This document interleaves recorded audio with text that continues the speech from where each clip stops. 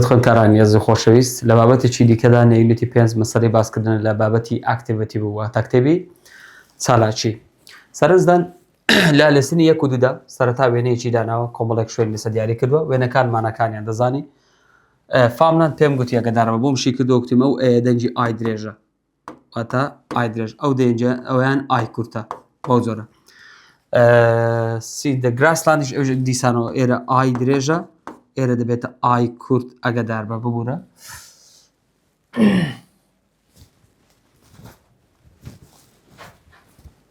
ئێرەیان دەبێتە ئای کورت باو جۆرە وێتلاندیش ئەویان دیسانەوە بێنرە ئای کورتە ئەگەدار بە ئای کورت وتلند پێم گوتی ئەگەدار بە ئەو ئێ شوایە وتلند ئەوشان ئەوی کورتە لێرە باشە ستریم lake river lake دەیفۆنگی ئەی تێدایە وێنەکانە شوێنەکانی سە vocabulary percentages and fractions ڕێژەی سەدی و کەرتەکان match the fractions دەڵێ کەرتەکان بە ڕێژەی سەدیەکان بگەێنە ئەو دەدانەیە بوو کە پێم گوتی هاتوونەتۆ لە ئیمتحانی وزاری هەرمویان 1/150 دەزانی لە بابەتە ئەو کەشدا باسم کردن بابەتی گرامەرەکە ئەو دەژمارانە هاتوونەتۆ لە وزاری لە خوارتر نووسێتی complete these statements about charts A تا E ئەو باسی لاپەڕۆسیدوستی بوو دەکا و چارت و دایاگرامەکان ئەو بازنەوە خشتەکان پای چارت و فان چارت و ئەوەکان ڕێژەی ئاو ڕێژەی وشکانی وانە باسی ئەوەکات لە لاپەڕۆسیدو کتێبەکە دەڵێ the ways of comparing shown in brackets ڕێژەی سەدی و نازانم ئەوانە نیشانەدا ئەوە بەگوێرەی چی دەبێت کاتێک ئەوانە دەتوانانی سیرکەوە کاتێکە وێنەکە دەبەرچاودا بێ بابەجێت وێنەی بازنە شتەکان پەڕی یەکەم لە یونیتی پێنج دەکتێبەکە لە لاپەڕۆسیدووە کە دەبێت بازنە شتەکان ببینی بۆ نێستا کامەیەک بۆ نە چارتی سی دامیان ئاسانترە بۆیە بۆ نەگەر سی بڕۆ سێری وێنەی سی کە لەوێندەر لە بازنەکان ئەگە دیقەت دێ لێن نووساوە ئاو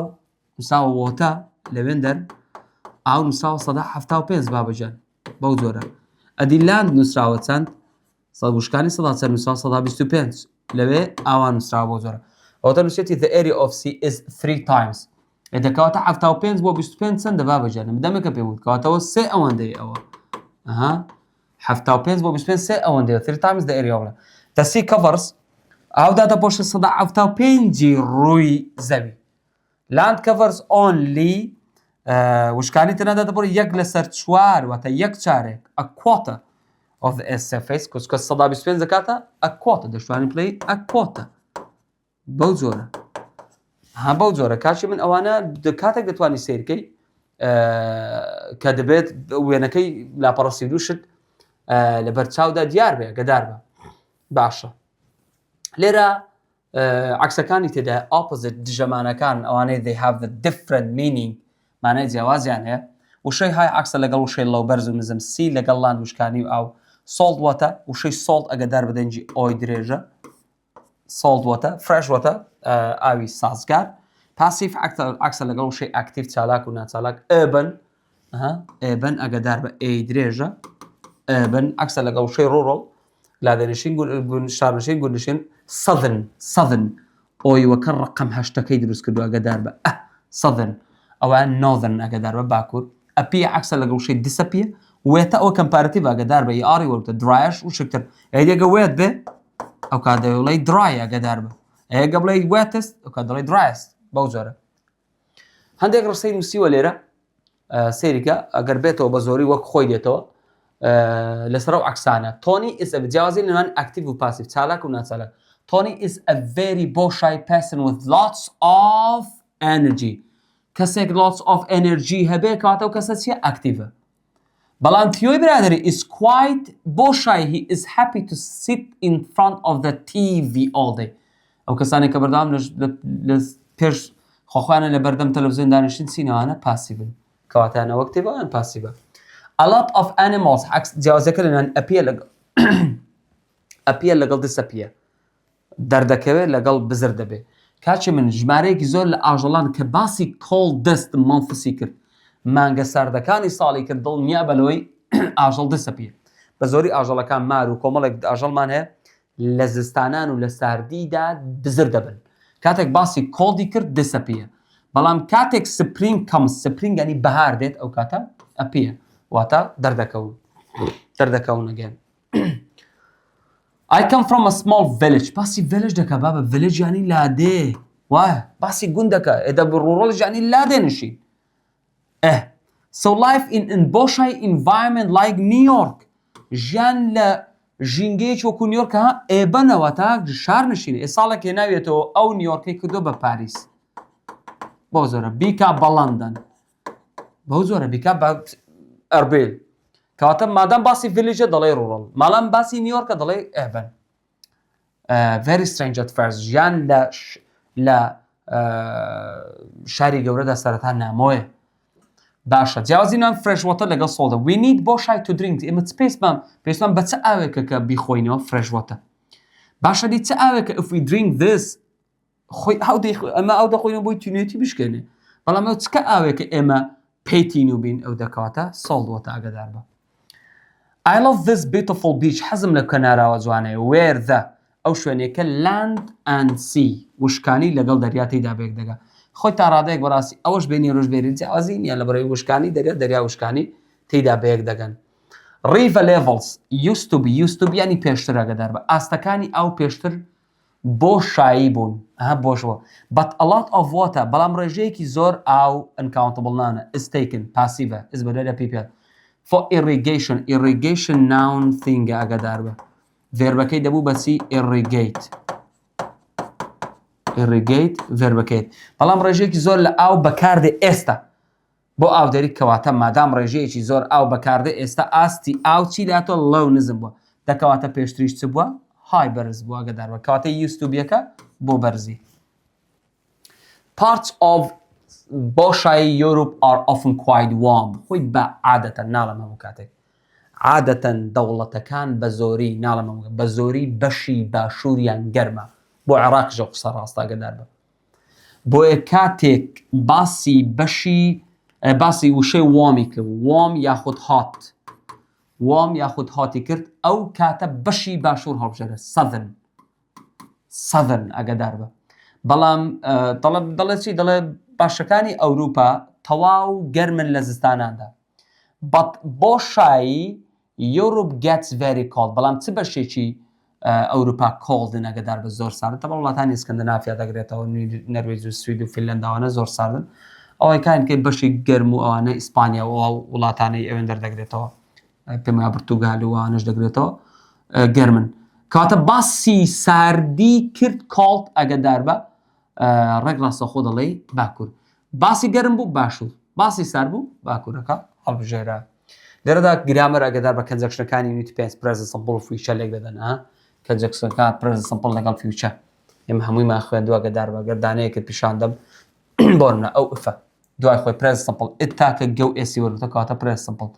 دوای کۆمایەکە چی subject مۆدەڵەکە وڵ ئەوش verb base بەو زۆرە ئەز لە سەرەتا ڕستەیە دوای خۆی present simple ئتاکە rise ئێسی وەرگتە rise present بەشی دواتری future subject وڵ و ئەوش base بەو زۆرە نازانم when that happen when subject that تاکە this و that تاکەن happen ئێسی وەرگتەوە the big supermarkets ئەوە subjectە دوای خۆی وڵ و base ئەوە وڵ و ئەوش base بەو زۆرە باینگ لێرەدا ناو ناگەدار بە بای ئاینجی وەرگرتەوە گرامەری یونیتی حەوت بتەرکرا ئەوە هەمویان کەنجەکشنەکانن بابەجان بۆ خۆتدانە بەدانە تەمەشایان کە present simple و future لێکداوە. لێرە answer the questions about the end of grade 12 reuse the conjunctions what will you try to do as you prepare باس پرسیار لە تۆ دەکا ئاگدار بە ئێمە گرامەرەکە بۆمە گرنگە ئەز لە سەرەتا ڕستەیە دوای خۆی present simple I subjectێکی وەکو کۆمامەڵ دەکە ناڵم کۆی وەکو کۆمامەڵ دوای خۆی دەبێت base بێ ئەوە base دوای خۆی future ئەوە subject وڵ و ئەوش base ئەوانەی پرسیار کردوون ئاگدار بە لێرەژنەوە هەو وێن کەنجەکشنی وێن ئای وەکو کۆمامەڵە دەکات دوای خۆی دەبێت بەیس بێ ئەوش بەیس دواتری فیوشە سەبجێ وڵ و ئەوش بەیس. ئەو نمونە وزارەی 2024 بۆ 25 هاتبەوە خولی یەکەم نووسێتی which option is true کام لەمانەی خوارەوە ڕاستە نووسێتی the suffixes we use to turn the verb act ئەو پاشگرەی کە بەکاردێت بۆ گۆڕینی verbi act بۆ noun thing هەمووتان دەزانن act بیگۆڕی بۆ noun thing دەبێت بە action action چیە مامۆستا action noun thingە ئەوەیان noun thingە باشە ئەی ئەگەر بیگۆڕی بۆ noun person دەبێت بە ئەکتە بە OR ئەدی ئەویان چییە ئەویان noun personە وایە ئەو لە ئەکتیڤیتی بووک یونیتی یەک تێدایەتی یونیتی یەک دەکەواتە ئەو سەفیکسە و پاشگەرەی کە وەریگرتووە لێرە ION وەرگرتووە لێرەش OR وەرگرتووە ئەو دەڵێ بیگۆڕین بۆ noun thing ION وەردەگرێت بەڵێ ڕاستە بەڵام دەڵێ بیگۆڕین بۆ noun person ER وەردەگرێت نەبەخوای ER وەرناگرێت OR کەواتە غەڵەتە بەو جۆرە لێردا نووسێتی the words کە وەڵام ڕاستەکەی دەڵێ the words urban and rural وشەکانی urban are not synonyms دەڵێ هاومانە نین ڕاست دەکە هاومانە نین بەڵکو عەکسن opposite سی بۆ غەڵەتە the word boarding ئەو کۆڵۆکیشنی یونیتی یەکە جوتە وشەکان the word boarding often collocates یعنی often goes with دێ لەگەڵ چ وشێک پاسپۆرت نەخێر بۆردین لەگەڵ پاس دێ بۆ دەرەوە the preposition for ئەوش کۆتایی activity یونیتی یەکە دەڵێ ئامرازی for often follows دەکنێکتە هەمیشە بە دوای ناوبەندی in addition دا دەڵێ ئایا لە ئینگلیزیدا in addition بە زۆری چی بە دووادادادێ ئەو دەڵێ فۆری بەدوای نەخێر فۆری بەدوادانە بەڵکو توی بەدوادە in addition to سەرڕای ئەوەش کەواتە لە کتێبی ئەکتیڤیتی کۆتایی ئەکتیڤیتی یونیت یەک تێیدایە لە بری ئەو فۆڕە نووسراوە تو ئەو نووسێتی فۆر کەواتە غەڵەتە بیوەڵامە ڕاستەکەی I come from a small village in Boshai area so live مادام باسی وشەی village دەکە ئێرە rural ئەوە rural ئەوەش rural ئەوەی دیکەش لێرە دەڵێ life in Boshai لە کتێبەکەدا دەڵێ نیویۆرک لێرە کردوێتی پاریس strange at first کەواتە ئەوەش urban the words Boshai are not opposites وشەکانی بۆشایی دەڵێ عەکس نین not opposite not عەکس نین ئەپیە لەگەڵ active عەکس نین بەڵێ ڕاستە ئێبن لەگەڵ ڕوڵەڵ عەکسن ئەوە غەڵەتە وێت لەگەڵ درای عەکسن غەڵەتە دیسەپیە لەگەڵ پاسیڤ عەکس نین ئەو دەڵێ نابێ عەکس بن بۆشایی دووەم and the word بۆشای is the correct adverb دەڵێ وشەی بۆشایی adverb کاشی من دەیان جار پێم گوتی سەد جار ئەلێرە بتوانم شیکەمەوە کاکە وشەی دیفە ڤێربە وشەی دیفە ڤێربە بەو زۆرە وشەی difference ناونە وشەی different adjective باشە ئێستا مەگەبانێ ئەدڤێرب دروستکەین ئەڵوای بۆ چی دروست دەکەین زیاد دەکەین ئەدڤێرب لە چی دروست دەکرێت adjective plus ئەڵوای بۆ کامی زارێ ئایا دەبڵین دیفرەنسیان دیفرەنتی کاکە گیان دەبێ بڵین differently بەو جۆرە ئەوە ئەدڤێربە کوڕشتیوە کفرە بچی ئەڵوای بۆ ئەوە زیادکەی بۆ ناون بابەجان ئەوە چۆ بۆوی زیاد کردەوە غەڵەتە شتیوە کاتە پێرسناڵی بریتە لە ئەدڤێربەکە ئەوە نمونە لەبارەوە I love this beautiful beach ئەزم لەو کەنارە where لێرەدا ئەگەدار بە سیرلاندەکە تێیدا بێ لە ئاوەکەی پێشەوە قسە هیچ کێشەی نییە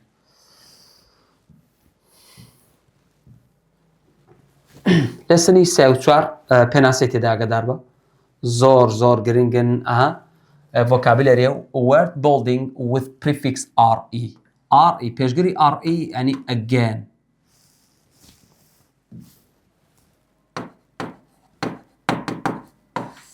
دووبارە ئەگەدار بە re prefixە پێشگرە پێناسەکان دەبێ بیانزانی ئەگەدار بە پێناسی reproduce definition ینی پێناسە ئەگەدار بە ڤێربەکەی دەبێت بە define ئەوە ناو نەگەدار بە ڤێربەکەی دەبێت بە define بۆ زۆرەوە ڤێربە باش reproduce produce new life make a copy of something ئەو پێناسەکەیەتی چی بۆ بکەم دەبێت لا بیزانی reuse دووبارە بەکارهێنانەوە use something again دووبارە شتێک بەکاربێنیەوە recycle use waste materials ئەوە ساڵات بۆ example glass paper دووبارە مادەیەک بەکاربێنێ بۆ نەشوشە یاخود کاغەز دووبارە often for different purpose بە زۆری بۆ مەبەستێکی دیکەی جیاواز remember bring back into your mind بیێنیەوە مێشی خۆت rename give something another name ناوی لێ بنێوە replace لە جێدانە take away someone or something کەسێک یان شتێک دوورخەیەوە put someone or something new there instead شتێکی دیکە و یا کەسێکی دیکەی نوێی لە جێدانێ return گەڕانە go back to the same place you were before ساڵێک ئەو شەی before گۆڕیوە بۆ previous یاخۆ previously یعنی پێشتر ئەگەدار بە سینۆنیمە لەگەڵ وشەی before بگەڕێەوە بۆ هەمان شوێنی خۆت ریڤایز یاخود ڕڤیژن بیکاتە ناو نیشەرکێشەنیە to study information again سعی بکەی بۆ زانیارێک بۆ ئامادەکردن بۆ تست ئۆ خود ئێگزامێک پێناسە هیچ گومانیە لە هاتنەوەی ئەگەر هەر هەموو کتێبی ئاکتیڤیتی بووکە تەرک کرد بێ لەکەوە غەڵەتێکی زۆر گەورێ پێناسە نابێت تەرکەی بابەجان لە بەرەوەی 100% هاتنەوەی ڕوونکردنەوەی ئەزڵۆنگە زمان لە ئەوەدا لە گرامەری فێرس کەنیشناڵ ئەوم بە کاملی لەوێن دەربۆم سکرین کردبووی ئێرە بوو ڕوونکردنەوەکەمدا پێویست ناکە بێمەوە سێرە لێرە ئەو شتانێک کە بە تو لێ دراوە ئاڕستەیە کە تو بێت ئەوان تۆزێک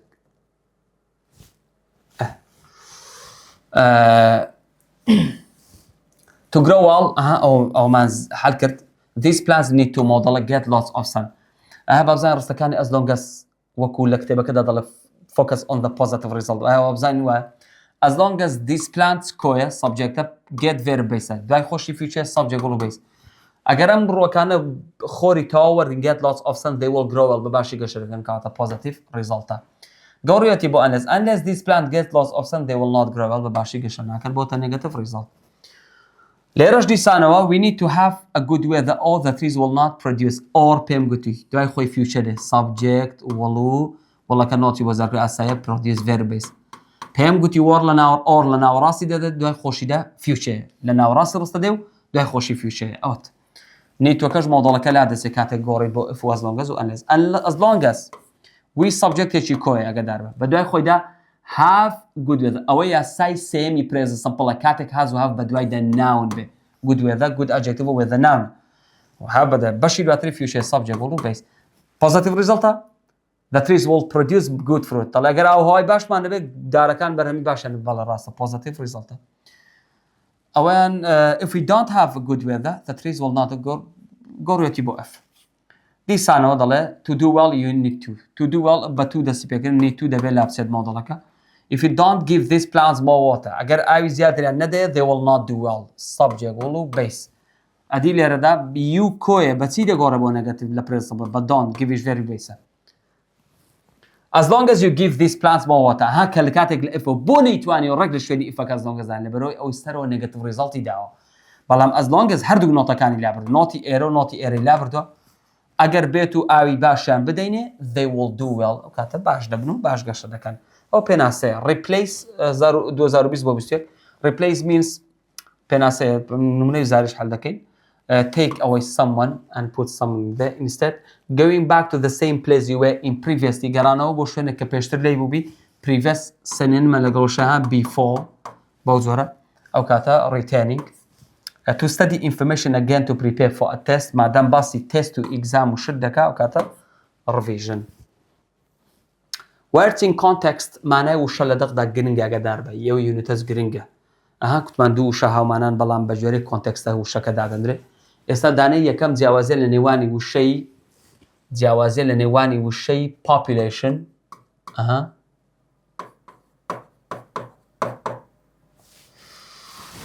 وشەی population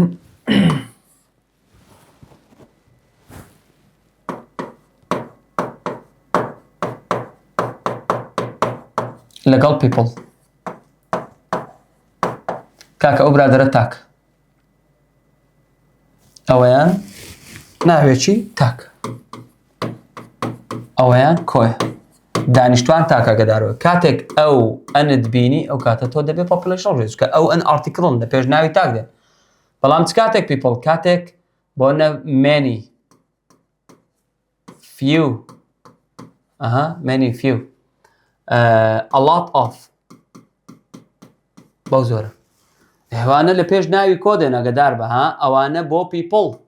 many لەگەڵ few a lot of وان ناوی کۆ بەڵام ئەو ئەندی پۆپولەشکەوە تاکەوە کۆیە بۆ نەنووسێتی نیویۆرک has a ئارتیکڵی ئەمانێ 100% پیپڵی بۆ نابێتکە پیپڵ کۆیە وشەی population نیویۆرک دانیشتوانی هەیە داتە still growing چکە دانیشتوان هەر لە گەشەکردندا بەردەوامە بۆیە present continuous بەکارە is ing present continuous گەشە دەکات بەڵام many مانەیە دەبێت ئیلا ناوەکە کۆ بێت many مانە ئیلا دەبێت ناوە many of the people who work in New York travel in from outside بەشێکی زۆر خۆکانێک کە لە نیویۆرک دەژین لە دەرەوە ڕاهاتوون سێم لەگەڵ چوارەم جیاوازی لە نێوانی old لەگەڵ ancient old لەگەڵ ancient طبعا old يعني بۆ تەمەنی ئینسانە بابەجان old بۆ تەمەنی دەڵێ ئەنکڵ دارە مامم دارە is getting old بەخوا ناتوانین بڵێ مامم دارە is getting ancient مادام باسی ئینسان دەکا old بۆ تەمەنی ئینسانە کەواتە ڕێک بزانە old he must be over 65 now بەدڵنیایەوە ئێستا سەروی 65 ساڵ تەمەنیەتی بەڵام خاڵی چوار مساڵ this piece of jewelry ئەم پارچە گەوهرە was made in دروست کراوە in بۆشای ئیجپت کاکا دەبڵێ ancient Egypt لە میسری قەدیم میسری دێرین بەو جۆرە باسی کەواتە old بۆ مرۆڤ ئیجپتە بە گوێرەی ئەو ڕووکردنەوانە بە گوێرەی ئەو نمونانەی ئێرەن باباگەدار بە ancient Egypt about 3000 years ago چوار پێنجەم لەگەڵ شەشەم تەمەن خۆشبەختانە گەر هاتۆتەوە وەک خۆی هاتۆ زۆربەی کات ناڵم هەموو کات these packets contain چ کاتێک contain کاتێک وشەی box وشەی packet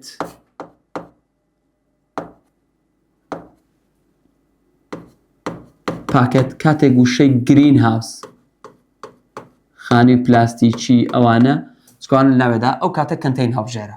دەڵێ these packets contain tea and coffee contain تێیدایە وە verbi base ئاگادار بە بەرەوەی سەبجێکتەکە کۆیە چاو قاوەی تێدایە ئاگادار بەڵام consist of یعنی پێک دێت lunch today will نانی کاتێک باسی ژەمەکانی کرد lunch dinner ئەوانە lunch today will consist of will دەبێت بە دوای خۆدا verbi base دێ ئاگادار بە consist نانی نیوەڕۆ ئەمڕۆ پێک دێت لە burgers هەمبەرگر و هێلکە و tomatoes and chips پەتات حوتەم لەگەڵ هەشتەم زۆر گرنگە ئاگادار بە جیاوازی نێوانی feed لەگەڵ eat feed لەگەڵ eat چ کاتێک feed چ کاتێک eat ئاگادار ببە feed لەگەڵ eat تەبەن feed بە خۆت باش دەزانی feed verbi base past و ppەکەی تەبەنەوە base past و ppەکەی دەبێت بە fed وایە eat پاستەکەی دەبێت بە ate ئەوەی دیکەی دەبێت بە eaten باش چ کاتێک feed هەر کاتێک لە دوای بۆشایی ئێرە بۆ منە family یاخود سامان یاخود them یاخود him یاخود he یاخود parents یاخود animal ئاژەڵ the type of animal نسێ cat ئیتر دۆگەوانە کاتێک ئینسان یاخود ئاژەڵ دی لە دوای بۆشایی هیچ گومانت نەبێت لێرە تۆ feed دادەنەی چکە feed یعنی بەخێوکردن نانپێدان عایلەکەم بەخێوکەم سامان بەخێوکەم ئەوان بەخێوکەم کوڕەکە بەخێوکەم کچەکە بەخێوکەم دایک و باوکم بەخێوکەم ئاژەڵک بەخێوکەم بۆیە ورییا بە یاخود کەوان لەو 100% ئەو کاتە feedەکە ڕاستە بەڵام کاتێک باسی وشەکانی for example meal وشەکانی delicious بەتام باسی وشەی فۆڵی کرد هێربوون ئەو کاتە تۆ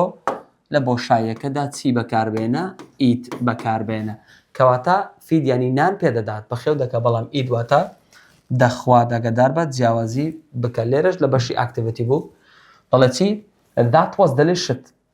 ببوورە خاڵی حوتەم هەڤاڵ isn't rich هەڤاڵ دەوڵەمەند نییە but he makes enough money بەڵام پارەی تەواو پەیدا دەکات تو بۆشای his family بۆیە عایلەکەی چ بکە feed کە بۆیە عایلەکەی بەخێوکە گەدار بە ئیدرێش دەبڵ ئیەکە بۆیە عایلەکەی بەخێوکە تۆ ناتوانانی ئید لێرەدانێ ئیدیانی بیخوا عایلەکەی بخوات کەواتە نابێت مادەم باسیفە that was delicious پیتەسیەکە بە شر دەخوێنرێتەوە ئەگەدار بە بەڕاستی بەتام بوو but I couldn't بۆشای animal could مۆدڵ ئەگەدار بە دوای خۆی base بێ I couldn't eat animal مادام وشەی delicious و با وشەی فۆڵی تێدایە لە بەرەوەی من تێرم کەواتە ئیتەکە بۆی دەبێت جیاوازی نێوانی land لەگەڵ چی لەگەڵ ground land یعنی پارچە زەوی یاخود زەوی کشتتوکاڵی بۆ نەدەڵێم I have a piece of land من پارچە زەویەکم هەیە ئەگەدار بە piece of land مرۆڤ خاوەندارێتی بەڵام ground ڕووی زەوی دەگرێتەوە کە خوا خاوەنێتی all the land from here to those hills belongs to one farmer مادام باس belongs یعنی owned by خاوەندارێتی دەکرێت لایەن یەک جوتیارەوە کەس ناتوانێت بێتە خاوەنی ground بۆیە ڕێک دەڵێی لاندەکە ئەگەدار بە بەڵام کاتێک دەڵێ چنار fell off the wall چنار لە دیوارەکە کەوت و hit the بەر کوێ کەوت ناتوانین بڵێ بەر لاندەکە بەر زەویەکە کەوت بەر عەرزەکە کەوت کەواتە ground بە خراپی بەرەو and she broke her arm پۆڵیشی شکا 11 لەگەڵ 12 جیاوازە لە نێوانی middle لەگەڵ medium middle ئەگەدار بە کاتێک ڕقم 3 بینی ژمارە 3 ڕێک بزانە ئەوە میدڵی بۆ دەبێت ئەگەدار بە چکە ئەنە دەڵێت there are 3 houses on the side of the road 3 خانوو لە لای شەقامەکەەوە هەیە I live in the من لە کوێی دەژەم لە میدڵ لە ناوەڕاست بەڵام میدیەم هەمووتان دەزانن کە سایزە ئەگەدار بە سایزە بۆنە we have got the sweater ئێمە ئەو بلوزەمان هەیە in small بە small و large بە وشەی سایزی تێدا ێ بەس چماوە medium small و medium و large بە وشەی سایزیشی تێدا 13 لەگەڵ 14 جیاوازی لە نێوانی picking لەگەڵ taking ئەوانە بۆیە ING وەرگتە چکە پێش خۆیان verb to be is و ئەمە is هەیە چکە بە دوای ING دێ picking واتە لێکردنەوە دەڵێت the apples are ready یعنی حازرن گەیون دەمادام گەیون the farmer is picking them لێیان دەکاتەوە وشەی ڕێدیە کەواتە picking بەڵام the goats are بزنەکانیش بۆ شای apples from the box سێوەکانی ناو سندوقەکە چ دەکەن taking دەیان بن stop them بیان وەستێنن لێرە could have should have پێم گوتی کاتێک subject بە دوایدا modal بە دوایدا have بە دوایدا pp ئەوە چی ئەوە ماوەستا ئەوە ئەنڕیەڵە بۆ past شتێکە شتێکی ناڕاستیە بۆ ڕابردوو We all make mistakes and feel that we should have done something that we did not. ئێمە هەمومان غەڵەت دەکەین و هەستی ئەوەشمان هەیە کە شتێکمان دەبوایە کردبایە کە نەمان کردووە یاخود that we should not have done something that we did و هەستی ئەوەمان هەیە کە نەدەبوایە شتێکمان کردبایە کە کردومانە بۆ نمونە I feel هەست دەکەم ئەوە subject ئەوە مۆدڵەکەەوە هابوو ئەوەش pp I should have been nicer to my sister when she was ill دەبوایە باشتر مامەڵە لەگەڵ خوشکەکەم کەم کاتێکە نەخۆش کەوتو ینی ڕابردووە دەبوایە وام کردبایە and I feel that I shouldn't subject مۆدڵەکە have و pp I shouldn't have borrowed my brother's CD without asking نەدەبوایە CD براکەم بردبایە بەبێ ئەوەی پرسی پێکەم یعنی I borrowed my brother's CD یعنی بردوومە بەبێ ئەوەی پرسی پێکەم پەشیمانین Answer the following about mistakes that you have made. پرسیار لە تۆی تەلەبە دەکات دەڵێت تۆش شتێکمان پێ بڵێ بە کەیف خۆت چ دەنووسی گرنگەوەیە شتێک کە لە ڕابردوودا کردبێتت ئێستا ینی پەشیمان بیان شتێک بۆ ڕستە هەندێک ڕستە نووسراوە لێرەدا ئاگادار بە بۆنە تەمەن کردومە بە فێرکەندیشناڵ if لە سەرەتایە ئەو تەمەنەوە بەشی دووەمی فێرکەندیشناڵ ئاگادار بە ئەوە بەشی دووەمی فێرکەندیشناڵە subject had و eaten pp وایە if I had eaten less sugar subject کاتی ئەگەر شەکری کەمترم خوارد بە subject مۆدڵەکە و have و ئەو هادەش دەبێت pp I might have had nicer teeth ئەو کاتە ددانی جوانترم دەبوو کەواتە شەکری زۆری خواردە ددانی جوانی نییە لێرە تەمەشاکە ئەوە ئفەکە ئەوە subject ئەوە had و ئەوە pp ئەوە past perfectە بەشی یەکەمی فێرکەندیشناڵە if I hadn't taken his car without his permission ینی ڕخسە دەخواستن بەو جۆرە ئەگەر سیارەکەی ئەوم نەبربایە بەبێ پرسی بەبێ ئەوەی پرسی بە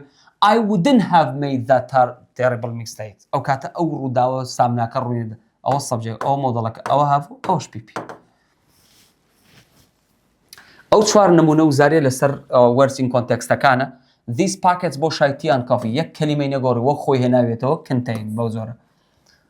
یەک پیتیشی لە نەگۆڕیوە The apples are ready سێوەکان گەیون ئامادەن and the farm is ئەویش یەک کەلیمە نەگۆڕیوە picking them نمونەی 1638 نمونەکە تازەیە ڕستەی ناو کتێبنی ئاگادار بە homeless families عایلە بێلانەکان have nothing to بۆ شای تومانەیە who supposed to بۆ شای هەردووچیان تووە کەواتە ئێرە verbi بیسی دەوێت ئاگادار بە ئێرەش verbi بیسی دەوێت بۆی بزانی بە گرامەر دوودانە لاێت ئایا ئیت لەگەڵ فێت بیسە نەخێر بەیزنیە بۆ دەرەوە لێرەش ئیتن بەیزنیە بۆ دەرەوە کەواتە بی و سیماوەتەوە ئێمە ڕۆکردنەوەماندا لە دوای بۆشایی دێمێ دێم مرۆڤ کەواتە ئێرە فیدی دەوێت ئەگەدار بە چکە تۆ ئیدانەی ینی ئەوان بخوات کەواتە feed them ئەوان بەخێوکە ئێرەش ئیتی بۆ دەبێت بەو جۆرە ئای لە بێلانەکان have nothing to eat هیچیان نییە بۆی بخۆن then who's supposed to feed them چێوان نان دەدا بەخێو دەکە ئەو ڕستەیەشمان نییە there are three free seats here سێ کورسی بەتاڵ لێرە هەیە I want to sit in them من دەمەوێت لەکوێ دانیشم in the middle خۆ ناکرێ بڵێ in the medium لە لێسنی 5 و 6 دا بابەجان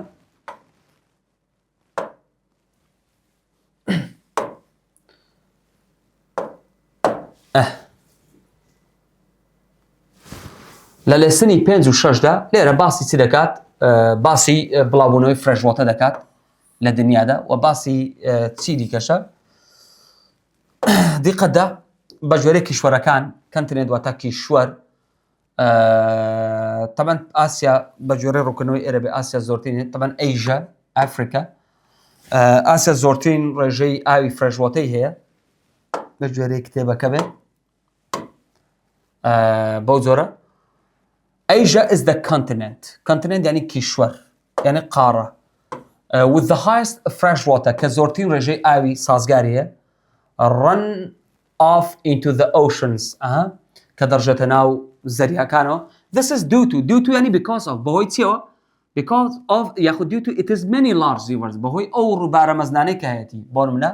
Tigris and Euphrates دیزلە لەگەڵ فرات ئەوە باسی ئەو شتانە دەکات بابەجان لێرە دووبارەیە ئەوەیان ئاگادار بە ئەلێرە لەو وێنەیەدا for example لەگەڵ for instance ئەو دوو شەی تێدا سینۆنیمن ئاگادار بە هاومانان for example لەگەڵ for instance سینۆنیمن واتە هاومانان هەردووکشان مانای چ دەدەن ینی بۆنمونە ئەوانە هاومانان for example لەگەڵ for instance هاومانان واتە ڕادیفن باشە لێرە saving precious resources بابەجان ئەوە باسەکەی سامکارتەرە کە لە کەناڵەکە داوت کراوە لە لێسنی 5 و 6 باسی چوارڕارەکان دەکەون نمونەیان بۆ دێنێتەوە ئەو ڕێکەمان کۆپی کراوەتەوە دووبارەی ئەوەیە بەو زۆرە چوارڕارەکان ڕێدیوس ڕیسایکل و ئان لێرە ئەگەدار بە باسی چێە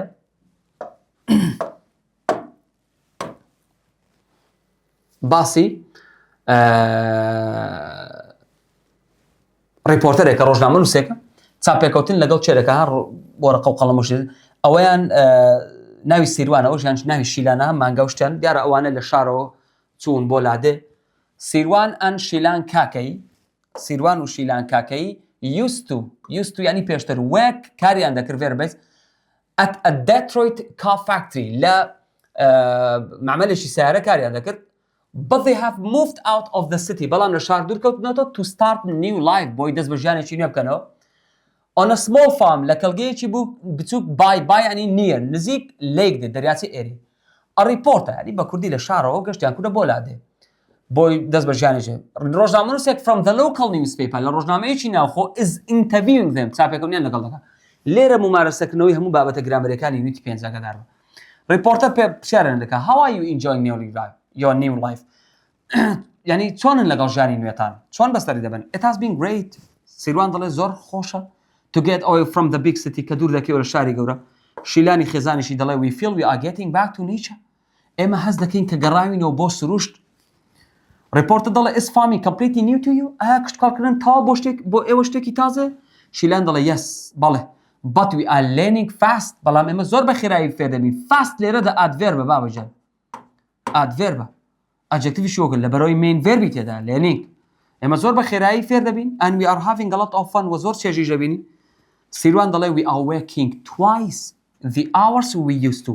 ئێمە ئێستا کاتژمێرەکانی کارکردنمان دوو ئەوەندەی جارانە بەڵام we are only making a quota ینی یەک لەسەر چوار چارەگێک بەڵام ئێمە تەنها یەک لەسەر چواری ئەو پارە پەیدا دەکەین دەمەنی we used to make کە جاران پەیدامان دەکرد بەڵام we are enjoying life 10 times as much as before بەڵام ئێستا دە ئەوەندەی جاران چێژ ژیان دەبینین لێکێک لە نمونەکانی گرامەری تێدا ways of comparing quantities باسی ئەردەلان دەکات ئەردەلان is only making بۆ شای دەمەنی یوسم ئەو نمونەی ڕێکی ئێرەیە بەس وشەی ئەردەلانەکەی گۆڕیوە لێرە بابەتی گرامەریەکانە ئەگەدار بە تو ثێرواتە دوو لەسەر سێ کەنجەکشنی وێنە لێرە ئف و ئەزلۆنگەزە بێرە ئەوەیان سێکەن کەندیشناڵە خۆی سێکن کاندیشنال بەهەر هەمووی سێ پرسیاری وزاری لەسەر هاتۆتە سەکرد یەکێک لە پرسیارەکانی ڕێک ئەوەیە کۆپی کردو ڕێک ئەو ڕستەیە کە کۆپی کراوە لە کۆتاییدا ئاگدار بە ڤۆکابولەری هەمان هەیە کۆمەڵێک وشەی تێدایە بە گوێرەی مانە وشەکان لە ڕستەکان دادەن هەموو وشەکان لێرە مانەکانیان نووسراوە خۆشبەختانە تا ئێستا هاتبێتەوە لە وزاری نەیگۆڕیوە ئەوەش پەزڵەکەیە هەر هەموو مانای وشەکان نووسراوە لێرە دانەی یەکەم نووسراوە the boshai that kept happening in the 1930s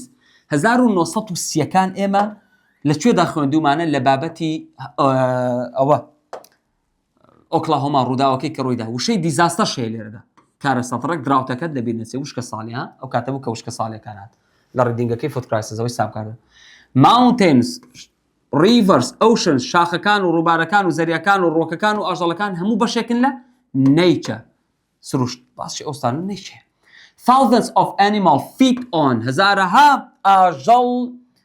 دەلەوەڕێن مادام feed on تێدا ڕێک گراسلاند سەوزایی سروشتی لەسەر سەوزایی سروشتی لە ناوڕاستی ئاسیا دەلەوەڕێن many scientists believe that هەندێک لە زانەکان باوەڕیان وایە بۆشای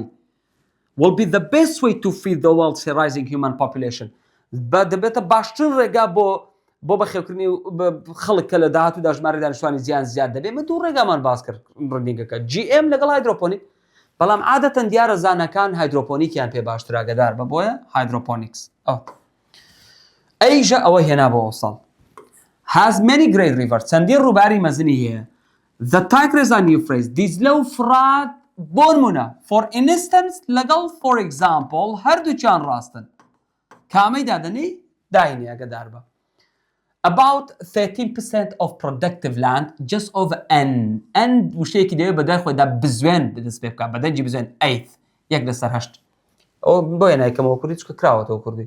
scientists can add زانەکان دەتوانن چ زیادکەن that help plant resist disease زیاتر بەرگەی نەخۆشی دەگرن لەکوێدا خوێنمانە لە GMش چ زیاد دەکات genes تە بۆ زۆر a very high boshai of all water 97.2% کەواتەوە پرسنتێجە ڕێژەی سەدیە in some parts of the world لە بەشێکی زۆری جیهاندا there is boshai farming with 2 or even 3 crops intensive مادام باسی دانەوەڵەکە دانەوەڵی چڕ بەو جۆرە ئەگەر وە خۆی بێنێتەوە گەدار بە بیگۆڕێ و کاتەیسمان پێ ناکرێت بەس ماناکەی خۆت دەوردەبینی the US national parks واتە چی پارکە نیشتیمانیەکانی نیویۆرک لایک بەرمونە یەلۆستۆن بەرمونە یەلۆستۆن ئەو وشەی فۆڕێڤە ئەگەدار بە فۆڕ ناخوێنە forever بەونە wildlife in will continue to be protected بەردەوام دەبن لە پاراستنیان forever ئەوە ترانسکریپشنەکەیەتی forever I need more boshai I have only got small باسی table و کورسی دەکات table و کورسی چن ئەوانە بابەجان فێنیچە کەلوپەلی ناو ماڵن the weather and all the other systems of the ئەوە هاتۆتۆ لە وزاری